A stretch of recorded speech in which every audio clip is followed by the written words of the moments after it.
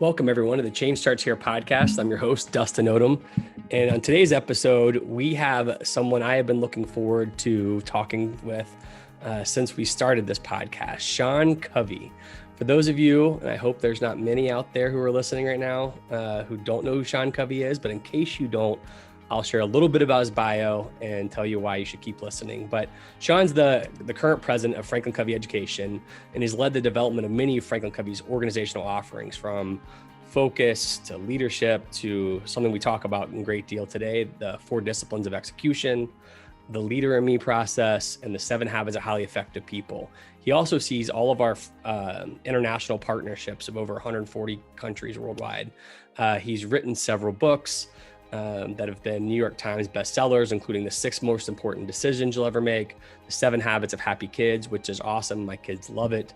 The 7 habits of highly effective teens, which translated into over 20 languages and sold 4 million copies worldwide. Today's conversation is just awesome. If you want to know a little bit more about Sean, we definitely take a deep dive. We dive into what it was like to grow up under Dr. Covey as being his father. We talk about the origins of the 4 disciplines of execution and how it can help schools and districts get better results. We talked about the importance of accountability when it comes to leadership. And then finally, after all this insight you'll gain, if you want to stick around towards the end, I had one of Sean's sons email me a few questions to ask him to put him on the spot. And so they're pretty funny stories.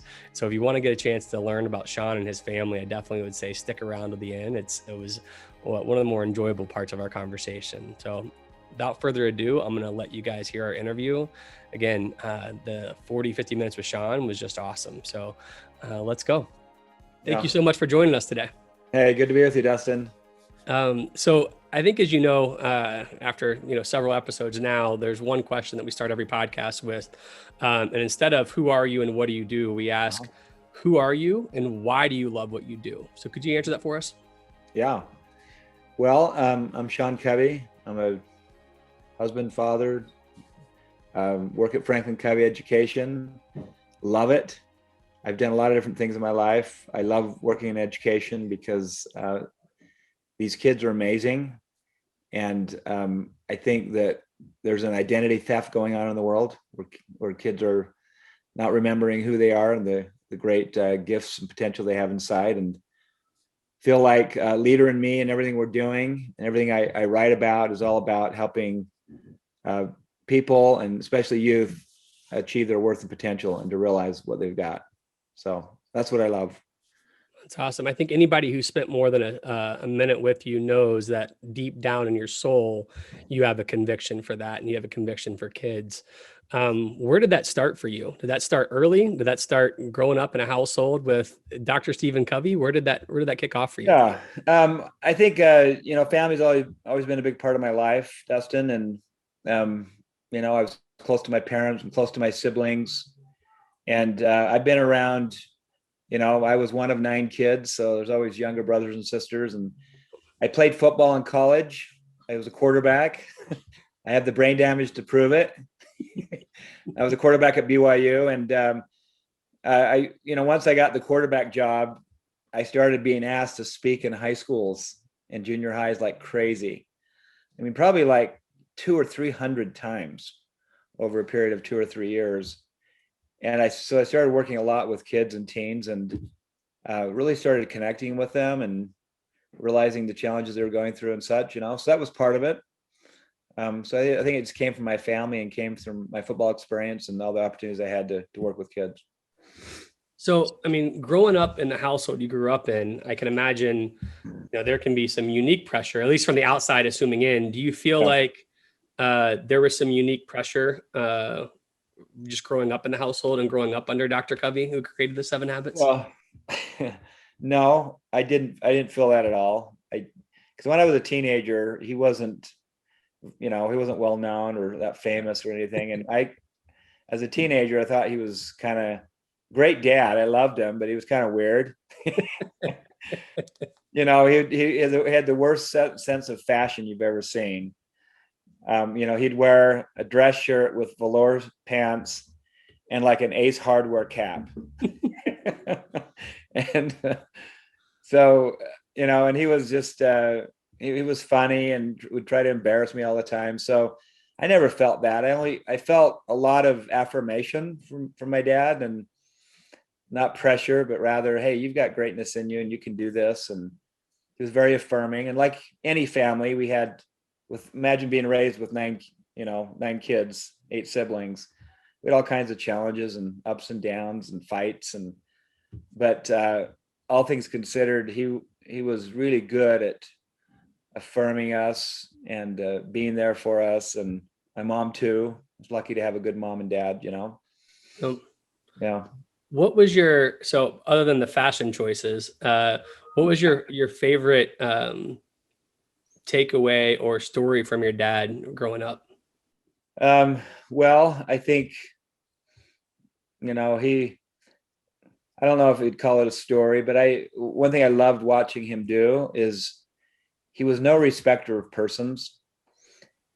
He treated everybody exactly the same. So I'd go with him and we'd go to he was completely bald, but he'd go get haircuts anyway, as if he had hair. He had a little bit. And Gary, the barber, his name was Gary. And he was like best friends with Gary. And he treated him so well.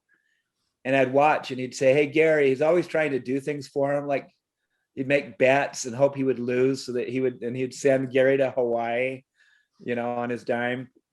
And then I'd see him work with him. And then I'd see him work with the CEO of a multi-billion-dollar company. And there was no difference between how he treated the two. In fact, he'd always come back from these amazing trips where he'd go and train, a president, So Bill Clinton, he went and trained him for 3 days. He trained the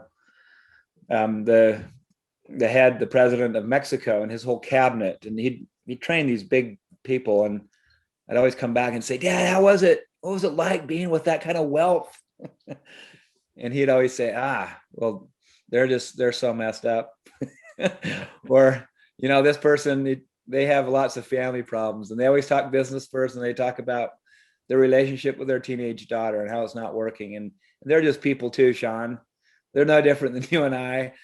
So I just grew up with that mentality. You treat everyone the same. And he always felt that the most sacred thing in the world is not an idea or theory or this or that. It's the person sitting next to you. And he had such respect for every person and saw greatness in people and treated everybody the same. So that was maybe one of the great lessons I can remember from my father. And how has that played out for you in your career? Like, one of the things that I see is, that lesson of every kid, they're all every person is a person. Like they're all, no matter if they're the president, CEO, they're all people just like us. Yeah. How do you think you've benefited from having that lesson early in life? Yeah. Well, just with my own kids, one thing is, I've got a few kids. I've got 3 at home right now, a few older, got some grandkids, and just seeing your kids go through their own struggles and seeing through it. And my dad used to always say, hey, don't worry about their software. They might be playing a program right now that makes them seem insufficient or really immature. They've got really good hardware. The software is easy to change. The hardware is amazing. We'll get through the software. They'll grow through it. And so it's been helpful for me to see my own kids and see through their struggles, and even though they're going through something right now, know that, hey, they're going to turn out great, and believing in that, right? Yep. It's helped me tremendously that way. And also I think in my writings, the books I've written, to try to, again, I remember when I wrote the 7 Habits of Highly Effective Teens, it was a new idea at the time. No one had done it. And Simon & Schuster said, don't use cartoons, my publisher, they don't work. And I pushed back and I fought with them. And I thought, who am I to fight with Simon & Schuster, this big publisher from New York? And they finally gave in and said, yeah, okay, we'll give the cartoons a try and all the visuals. And it came out and it was a big hit. And But I remember when I was writing that book, I put at the top of my computer the word HOPE, hope, So I thought everything I'm writing, I want it to produce hope in the mind of the reader. So I think that's, to answer your question, that's how it's manifested. Yeah, I think, and this is no disrespect to the original 7 Habits of Highly Effective People. I've talked to thousands of educators over the last 10 years, and so many of them have said that the teens book has spoke more to them. And that may be, it's not about them thinking, how do I change my teens? Yeah. It means how you package it, how you communicated it, the sincerity that which you approach each topic. Resonated in their heart more quickly and more powerfully than the other book, which is pretty neat. So I think that's something that hopefully you hear. If you haven't, I think it's something you should know about that book. Yeah, well, thanks. So when you grow up, and again, I'll get off the subject, but one of the things that I wonder when it comes to you, Sean, is that you were a quarterback at one of the most prestigious places to play football in the country. You then, worked for some pretty cool firms that are in the business world. You went to Harvard Business School. Like, did you know that you were always going to end up here at Franklin Covey? Was that always the goal? No, I didn't know. I mean, it was, the company was started when I was in high school. At Harvard, I went to Disney on my internship. I wanted to work at Disney. And almost went there. I had an offer to go there and I almost went there. But I had this experience, Dustin, one time when I was deciding where to go, Disney, or my dad didn't put any pressure on. He said, "Hey, you can come back and work at Covey Leadership Center." That's right. That's nice. It was a small company, just getting started. And then he invited me to this training he was doing. He goes, I'm going to train all these managers today. So I went to this event, probably 200 people, leaders packed into this room, senior level leaders. And he was teaching on habit 5. Seek first to understand, then to be understood. And he does a role play where he acts like he's a teenager who wants to drop out of school. He always did the same role play. And he's talking to his father, right? And he said, I'm the teenager. I'm going to teach you how to listen with the intent to understand, not to reply. I'm the teenager. You're my father. We're going to role play. Okay. And then he'd say, oh, Dad, I'm not going to college. There's no way. What a joke. And my friend Jay, I mean, he's doing really well, and he dropped out of college. He's making $25 an hour right now. I could drop out and be just like him. I just don't have a desire. And then he'd get the mic and walk around and say, and put it into somebody's face, and they'd get it as if they were the dad, right? Role playing. And they'd say, well, son, when I was your age, I remember there was a time I wanted to drop out of school too. My dad would grab the mic back, and then he'd act like he was a kid and say, yeah, I know Dad's going to tell me his story again. Chapter 2, verse 25. I know all about, So he'd play what's going on in the mind of the kid. He'd go around from person to person. No one could answer. No one was listening. And he'd teach, reflect what the other person is saying and feeling in your own words. That's your job. And no one could get it right. He kept going around. They kept like probing. Hey, are you taking drugs? Who you been talking to? Did your mom put you up to this? And then finally somebody got it and said, and I remember thinking to myself, this is total chaos. This went for 30 minutes.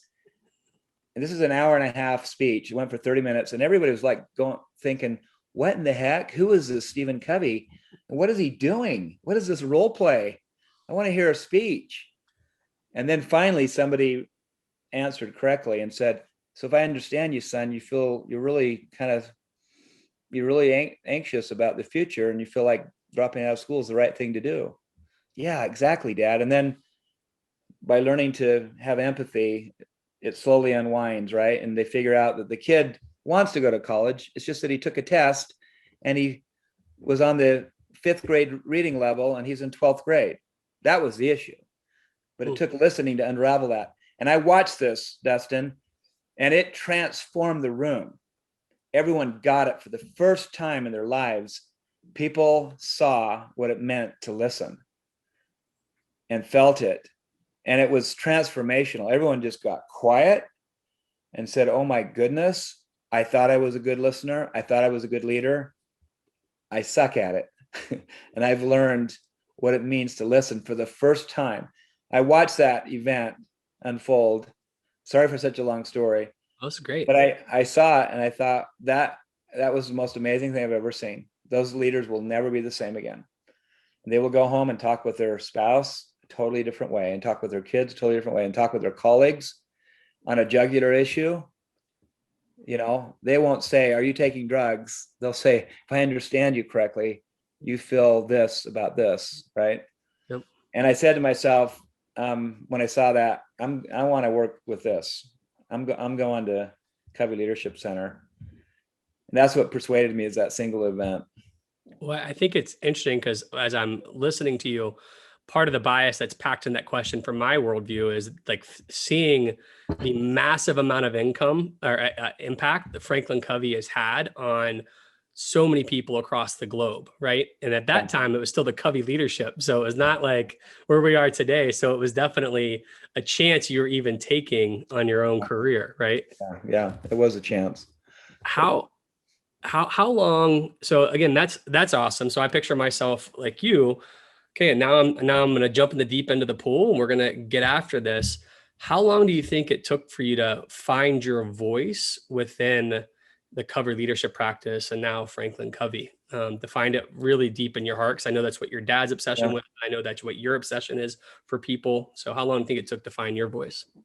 I think it was pretty fast, because I joined the company. I was working with the daytimer, the planner division. And at the same time, I was writing the 7 Habits Teens book. I think once I wrote that book, I kind of found my voice, and then I went into product development. And that was my voice, is writing and developing products. And then that pulled me into education. So I didn't feel like it took me that long to really find what I love to do. Yep. Well, again, I know I've been around you. I think I've known you probably 12 years now. Yeah. And your conviction and belief that we can positively change the world for so many communities is something that's palpable being around you. And so I know that your voice is very much there. I was just curious on when it started. Sure. One of the areas that I see you, I get a chance to see you light up in, is anytime we're innovating, right? We're trying to think outside the box to solve problems. In our paths crossed years ago when I was doing school turnaround work, and I had read your book, The 4 Disciplines of Execution. And I had this strong conviction of like, schools need this, districts need this. Can you just tell us a little bit, for the folks who don't know, what are just a high level view of like, what is the 4 Disciplines of Execution and kind of what was the genesis of it? And then we can dive into maybe some practicality for educators. Yeah.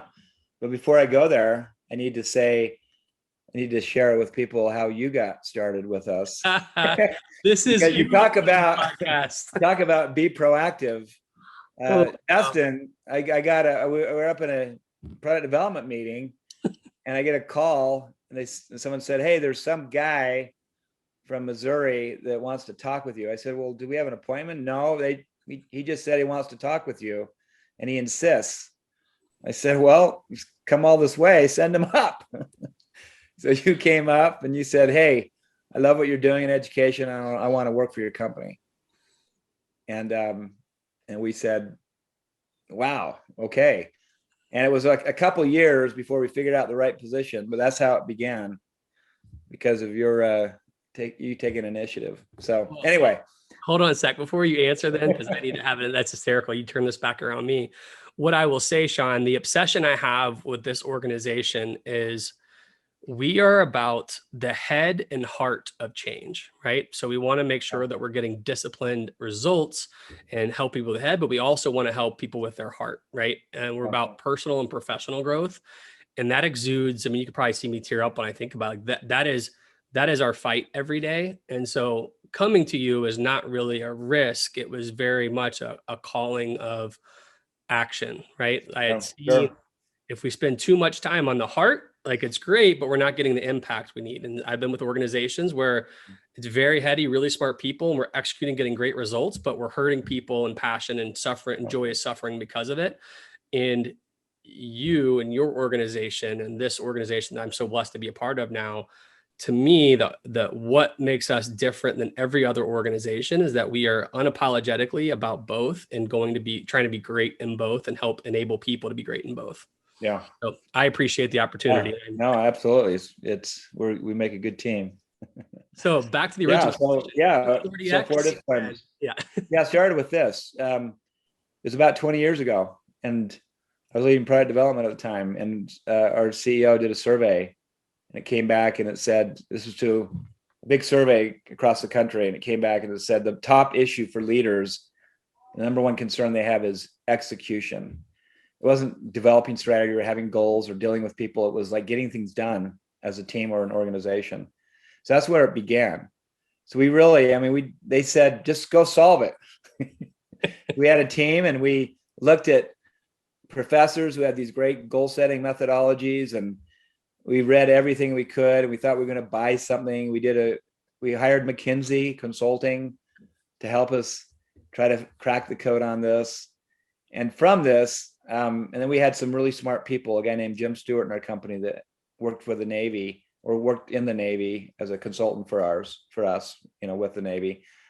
He had some brilliant ideas, and the whole thing kind of came together. And so over several years, we developed a methodology for getting things done as an organization. And we tested it on thousands of companies and work teams, and it works. We felt like it was a breakthrough. And it's based on principles, just like the 7 habits, it's based on the principles of like initiative, habit 1, be proactive, and begin with the end in mind is vision, think win-win, the principle of mutual benefit, sharpen the saw, the principle of renewal. 4 disciplines are based upon focus, principle that you got to narrow your focus from many things down to 1 or 2 things. Leverage, the idea that some things are more powerful than others, some activities are more important than others. Engagement, that everyone needs to be engaged if you want to win. And then accountability. It's got to be a cadence of accountability to get something done. And so we felt like we cracked the code on this. I mean, it's not perfect, but it's a methodology that works really well. And we use it in schools now, and we use it, Marriott Hotels uses it across the world in all their hotels, and it works. And these are simple practices that can help you, whatever you're running, you can use it personally, but it's really made for teams and organizations. It can help you get the job done and execute on that most important thing.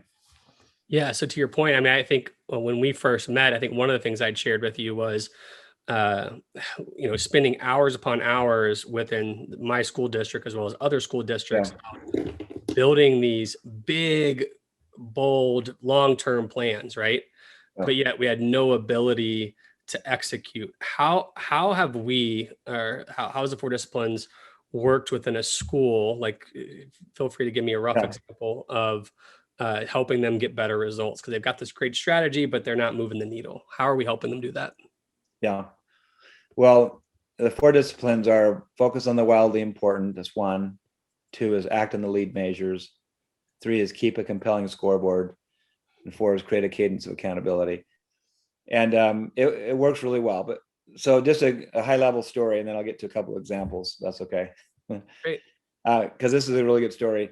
So in the 50s, Dwight Eisenhower, the US president, and NASA, they got together and he said, we're getting our butts kicked by the Soviets. We've got to win the space war, right? Yep. So they came up with their goal, which was lead the world in space exploration. And then if you look, they had 15 like paragraph long statements about what that meant. They were beautifully written, right? Yep. And nothing happened. Because how do you act on that? How do you lead the world in space exploration? And it was like hundreds of little details in these 15 statements.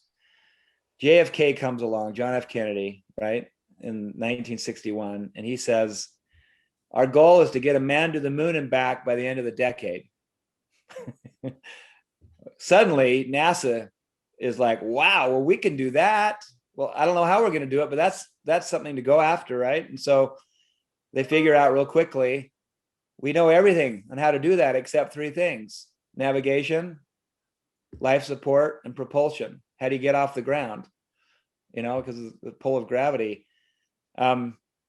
But they put this disproportionate focus on those three things. They figured it out. 1969, they landed the moon. We had no business being on the moon in 1969. My phone has 100 times more technology in it than that space lunar had, right? That's crazy. And but they got galvanized because of the focus, right? Narrowed it down to one thing. It doesn't mean you don't have other priorities going on. It's like air traffic controller, right? You've got many planes circling, but you land one plane at a time. Right. And most people have way too many goals. And most school improvement plans, if you're a principal, it's like Eisenhower. You're not going to get it done. There's too many things. It's beautiful. You'll write it and put it on the shelf. Districts, same thing. So many initiatives. Sean, they're all important though, right? So again, I know it's a little different. They're all important. Like, how can I say no to one if they're all important? Well, because you let them circle. They're circling in the air. Yeah. But you got to land that one plane. And by doing that, it'll fix so many of the other problems, right? So NASA made the biggest strides they ever had during the 8-year period when they had that goal. In all these other areas that were so important because they were going after that one goal. So if you're a district and your big goal is you've got to create more equity, or our attendance is low, or our behavior is bad, or reading literacy is way too low, that becomes your moon and back, right? And you watch what happens when you get that one thing done. We call it, you got to pull it out of the whirlwind. By the whirlwind, we mean it's hard to get goals done. You know why? Because your day job just consumes you. There's so much to do just to keep the lights on. If you're a teacher, so much to do just to keep up. How can you have any new goal on top of that? If you're a principal, how in the heck can you've got parents calling you, you've got meetings, you've got kids you've got to work with, you've got a new curriculum, you've got edicts coming around the district and the state. And it's like, I don't have time to do one new thing. But what we've learned is that's your day job, that's your whirlwind. You got to pluck out of the whirlwind the wildly important goal, the wig, we call it, as opposed to a pig, which is a pretty important goal. Pull out the wig and say, if we did this one thing and got it right, that would, what one thing is that would make all the difference? Okay. And watch what happens. So elementary school in Louisiana, Martin Petitjean Elementary, Kim Cummins is the principal. And she learns about the 4 disciplines. Her school is entirely free and reduced lunch, the whole school, right? So a lot of challenges. And she says, our biggest problem is attendance. If we could fix attendance, okay, before we can get to reading literacy, we got to get people here. She sets this goal. They make it right when you walk into the school, right there, increase our, attendance from X to X. I forget the numbers, but it was a really high number, like 98%. And they made that the goal. And then each classroom had their own goal, and each student had their own goal, and they were all part of it. And there were public scoreboards, right? And of course, within a year later, with that kind of disproportionate focus, they solved the problem. The next year, they focused the 4 disciplines on literacy, and they made remarkable strides in getting their proficiency up across the board in all grade levels, at all different classes and different groups and subgroups. She told me one story about a little boy named Mario. His name was not Mario. I'll call him Mario. His name started with an M though, so I can remember it. And he woke up one morning as a first grader. He knew he had a goal to, an attendance goal for his class. He wanted to help the class meet it. His mom wouldn't wake up. She was at a late night party or something, but wouldn't get up. He goes out, starts looking for a ride. He finds in his neighborhood, he finds some trucker and he hitchhikes. The trucker's not sure. He'd seen the kid before. He gives him a ride to school. He gets there. He drops him off. The principal says, you don't even know who he is. You're not you're not related to him. So she talks to the little boy, Mario. What are you doing, Mario? Don't talk to strangers, number one. But why are you hitchhiking? He said, because we had a goal as a class. And I wanted to help us meet our goal. And, but that's the kind of power that you get when you galvanize around a goal, the kind of behavior that changes. So, my advice to schools is you've got far too many initiatives. Keep your day job going. You have to keep the lights on, but pull out of the whirlwind that one thing that if you did could make all the difference. Maybe it's parent engagement, maybe it's behavior, maybe it's math scores, reading scores, whatever it might be for you, and to watch the power of what can happen. Yeah, what seems unique to me about this is that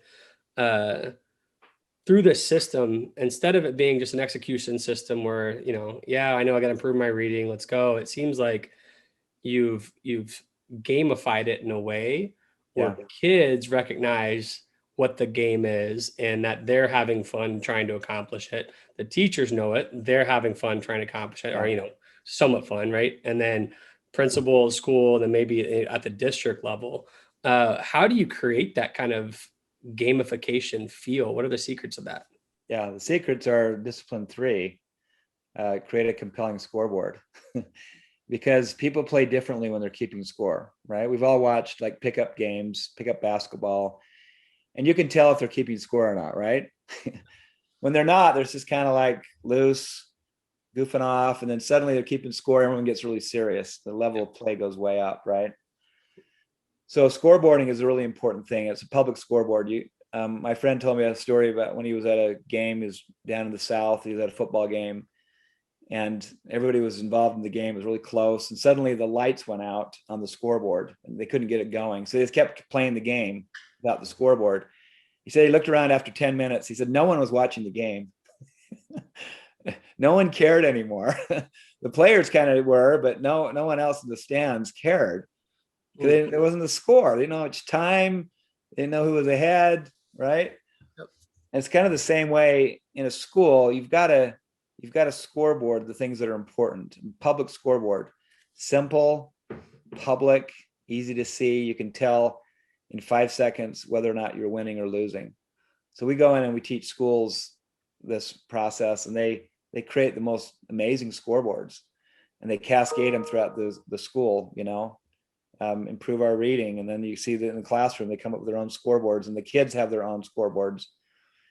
And there's something magical about looking and meeting with your accountability buddy. You're a 5th grade student, you meet with your buddy, and they say, okay, your goal was to read 80 books this year, and last week your goal was to read 1 book. How come you didn't do it, dude?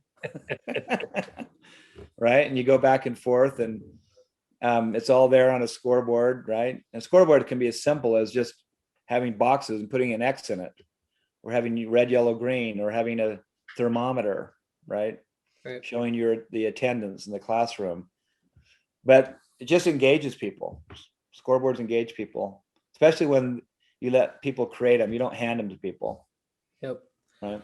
One of the things that when I met you 12 years ago, I told you I really wanted to start doing this with the districts and schools I was working with, and you kind of laughed, said, "Go try it, dive in." And that's a long time ago. Now we've worked with lots of districts. One of the challenges that I noticed that leaders struggled with implementing was that cadence of accountability, right? So habit 4. Yeah.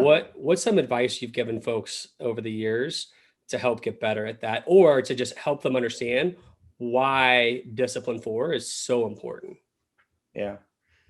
Well, my co-author tells a story about his daughter, and he said, you can use the car if you clean it every week, right? And every Saturday we'll check to see if it's clean. And if it's clean, you can keep using the cars. Isn't that a great win-win? She says, yeah. So first 2 weeks they do it, the car's spotless. They keep doing it, it's spotless. And then 1 week he went on a trip and he was away for 2 Saturdays in a row. He gets back, they go on Saturday, the following Saturday, the car's a mess. And she says, oh, are we still doing that? in just 2 weeks, the Cadence accountability broke down in 2 weeks, right? And it's the same thing. No one thinks you're serious about something unless there's a consistency. So we believe this discipline it's a discipline because it's hard. Create a cadence of accountability. Once a week, you've got to account. You can go more than once a week if you want, but at least once a week, you got to meet around your scoreboard. Let's just say you have a goal to reduce suspensions this year. Maybe, and we've seen schools do this. Some schools have been in really bad situations, right, where they have so many suspensions, behavior problems. They make this their goal to get behavior under control.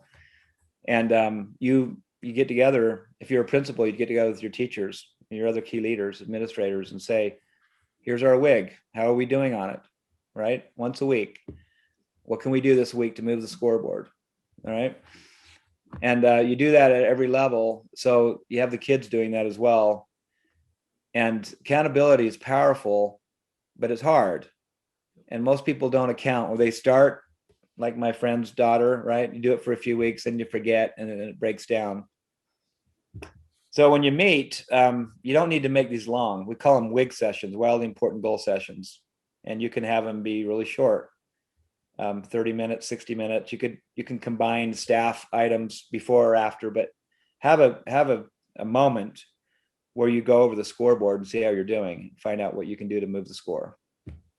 Something you said that hits me is it's no accident that these 4 items were the word we chose was discipline, right? If you want to be great, I hope people listen to this podcast. Everybody wants to be great. They want to be a part of building great organizations. It's all hard work. Every guest we've had talks about the work, and that's what it takes if you want to be great. And so, as I look at this, I'll just say personally, I would not have shown up at your doorstep without this. As much as I was that guy that, when we had FranklinCovey's stores and planners, I was a really cool kid on Friday nights. As I was a teacher, I'd go to a local mall and I'd like make friends with the Covey reps because I love this work so much. But it was still very personal and it was heartfelt. The disciplines here, I feel like, are life-changing for people personally, but also school districts. How can, if I'm a superintendent or a principal listening right now, or a teacher, how can I investigate this further to start realizing how to start going, using this with my school? Sure. Well, a few things you can do. We're doing this in, 2,000 schools now, and we're getting great results. Of course, people implement with different levels of fidelity, right? Right. When people are doing it with at least a decent level of fidelity, it works really well. How could it not work? How could it not work if, you set a goal to improve reading in your school, and it's a public goal, and it's the one thing, and the classroom has a goal too. They've set themselves in alignment with that, and then the kids do. How could it not work, right? Yep.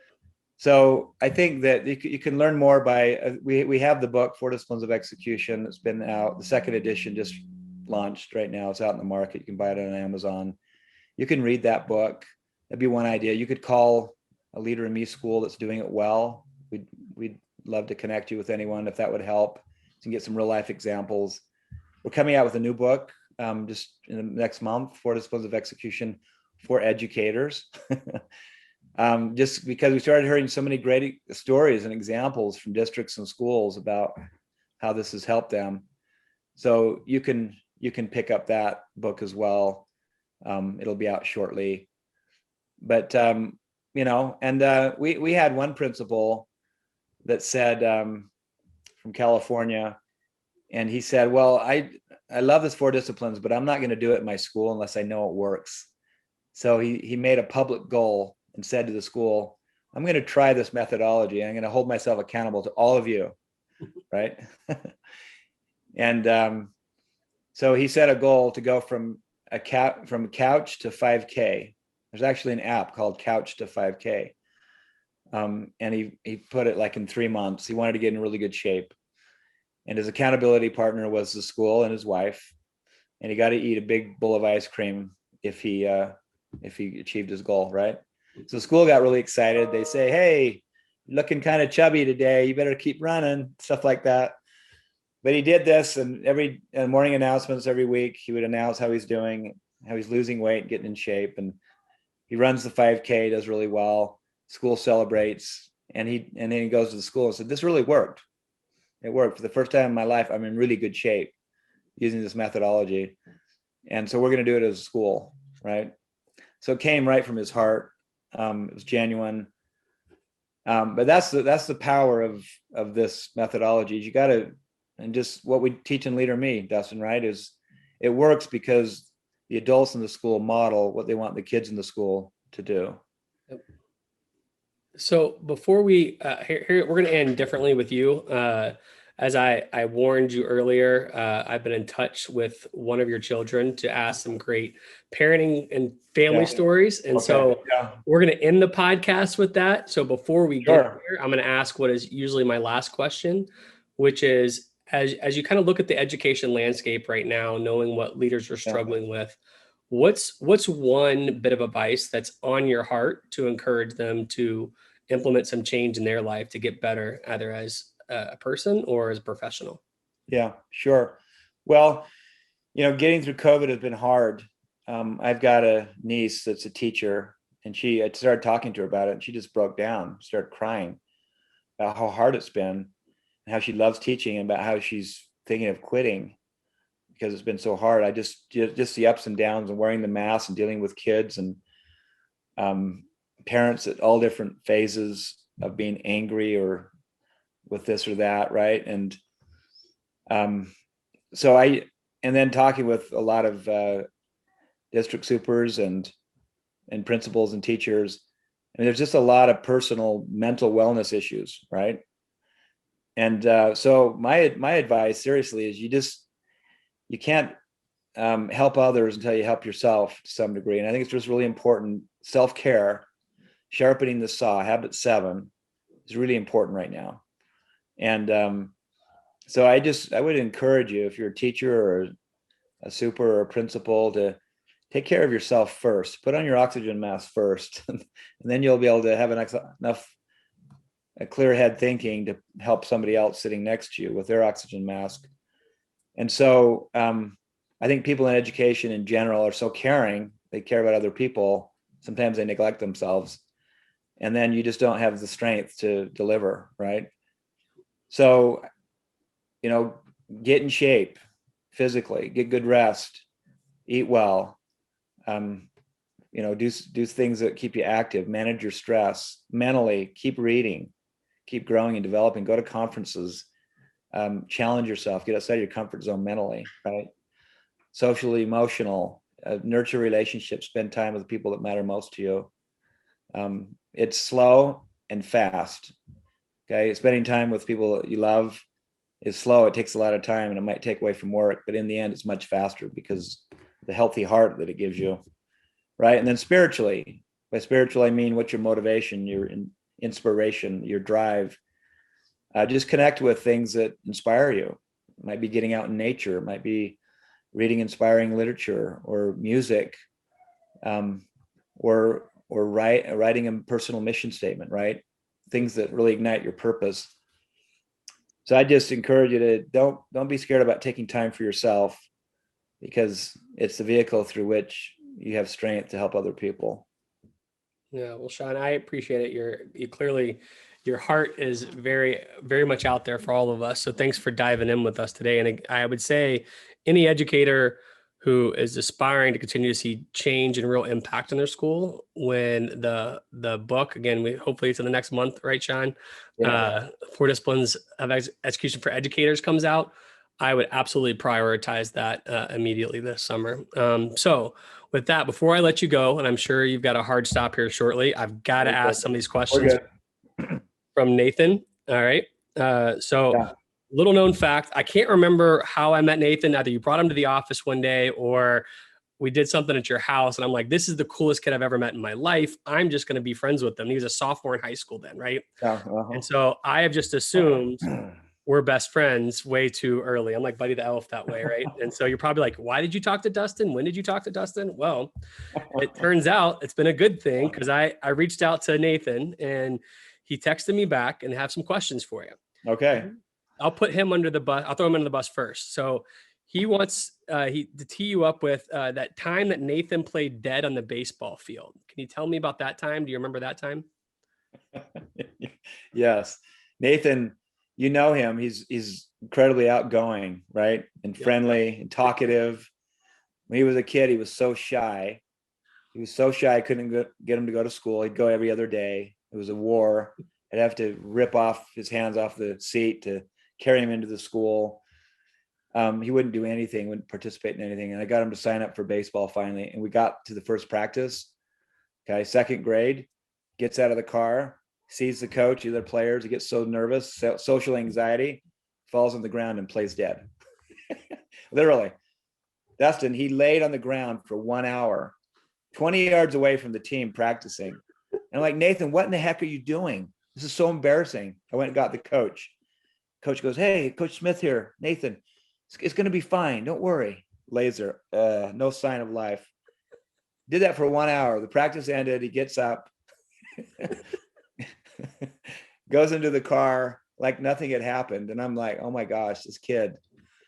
And he had a really tough go at it. But then I think part of the problem was my wife and I felt like he was insufficient, kind of developed a negative paradigm about Nathan and his abilities. And then I had an epiphany one day where I kind of felt condemned by my conscience for treating him that way. It was really a remarkable experience where I kind of saw who he was. And so I stopped protecting him and treating him like he was insufficient. And then he had a big breakthrough one day where he gave a speech at his leadership day, Leader in Me school. And he did well, almost fainted while he was doing it, almost played dead, but worked out of it. And then just took off, right? And became this remarkable kid with a lot of compassion because he had terrible social anxiety as a kid. So that's the play dead story. Well, it's amazing because, I mean, he is super, I've only known him as the outgoing, ambitious kid who was student body president, who performed in front of his whole school. Like, I've only known the opposite of that. So that's incredible. I've got a lot of parenting stories I'm gonna have to ask you off the record to figure out how do I make sure I learn from that for my kids. So anybody who knows you also knows that horses seem to be a big part of your family and the nonprofit work you're doing. And so Nathan asked me about to ask you about the first time your daughters bought their first horse or got their first horse. Is that striking a bell with you? Yeah. Okay. So my daughter Victoria loved animals, and we said no to animals for like 5 years. Finally, we gave in. So it was a cat, then a dog, then a chinchilla, then a goat, then ducks, rabbits, and finally she said, "I want to get a horse." And my wife said, "Over my dead body." Well, we made the mistake of saying, if you'll pay half, we'll pay the other half, thinking it's $3,000, the horse she wanted. Yeah. So she weighs $1,500 and we had to comply. So she buys a horse and I'm thinking, this is so stupid. And I'm coming home from work. My wife says, "Hey, we got a new horse." I said, "Well, where'd we put it?" "We got some temporary fencing. It's in the lot right next door to us. We're renting it from our neighbor." And so I'm thinking, oh my gosh, a horse. I come around the corner around my house, and right when I come around the corner, this horse that's tied up to this temporary fencing that's in a big circle, right? Yep. Rears up, starts running wildly in a circle, knocks out Victoria. She's laying on the ground, like I'm not sure if she's dead or not. And this horse piles up and is just like in a weird contorted position, and the fencing is all piled up in a huge pile. It's just rearing up. And I'm thinking, what in the heck have we done? That was the start of horses. And now we have 20 of them. And we run a foundation, a charity.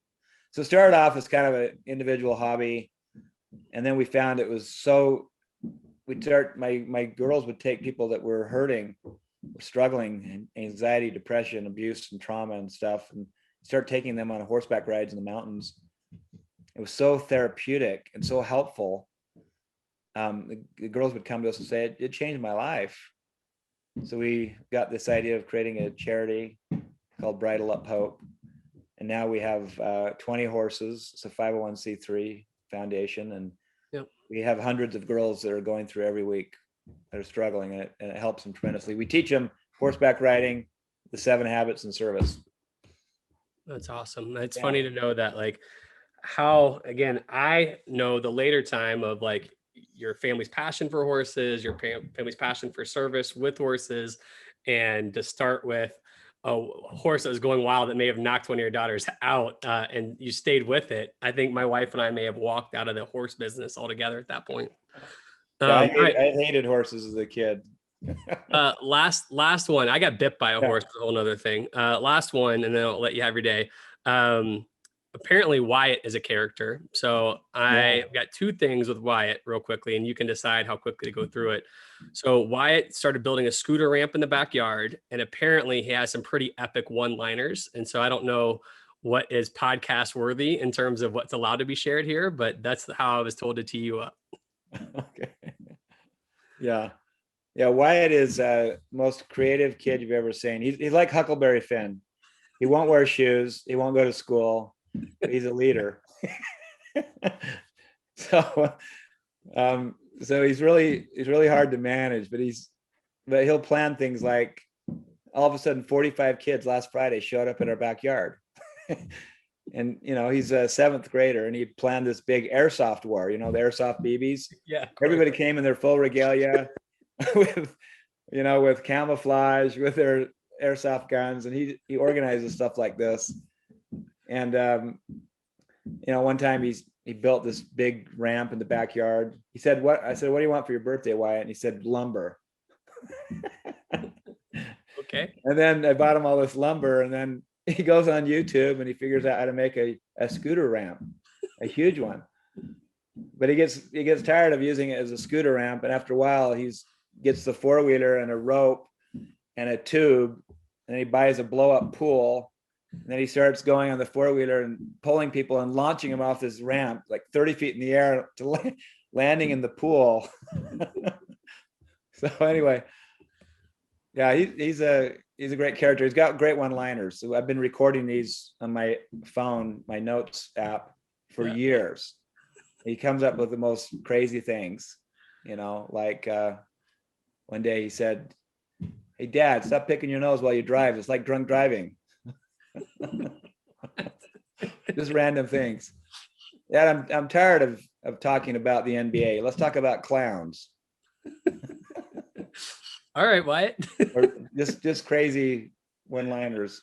So anyway, I enjoy him. The fact that like you didn't ask more questions, you just got your kid lumber is a whole nother thing. You're like, "Sure, son, it is your birthday. Here you go." Oh, all right. Well, I can't wait. I know I've met Wyatt briefly, probably when he was a lot younger. I gotta see him again at some point soon now that travel's back. Sean, this was awesome. This has been my favorite conversation I've had yet. Obviously, we've known each other for a long time, but I just appreciate you sharing your heart and your head with us. So thank you very much. We hope we can convince you to be a regular contributor here. So be happy to with us.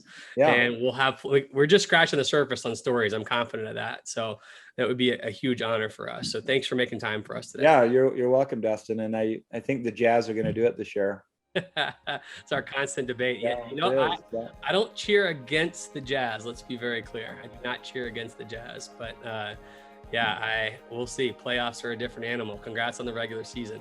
All right. Thanks, Sean. Right. See ya. Bye.